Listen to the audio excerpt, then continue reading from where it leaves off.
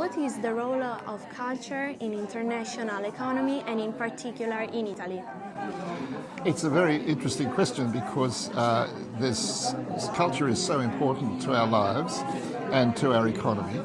And so the most important thing to say, I suppose, as an economist, is that we have to understand the differences between the way that culture interacts with the economics, but also the way culture is important in its own right for the arts and so on. And in Italy, it's been, of course, very important in relation particularly to heritage, because Italy has more heritage listed items than anywhere else in the world. It's a very big expense to care for them, and so that's a really big issue for the Italian government and the Italian people. But I'm glad to say that all the monuments and all the cultural capital here is well intact and being well looked after.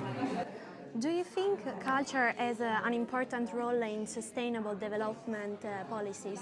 Certainly it does. The reason is that sustainability began thinking about the environment and thinking about natural capital, the natural resources of the world and how we have to look after them, and particularly these days with global warming and so on. But at the same time, there are also cultural resources, the traditions, the practices, the heritage items and so on.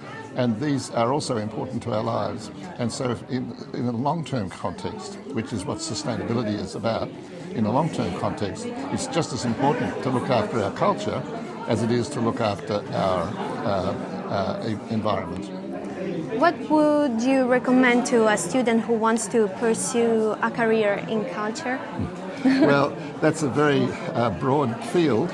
I'm mostly interested, of course, in economics, and so we are getting increasing numbers of economic students who are interested in culture and are becoming economists in art and culture, which is a big field now, called cultural economics sometimes.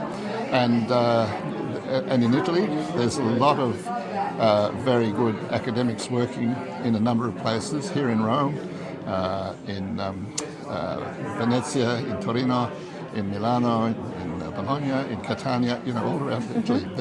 There are a lot of economists.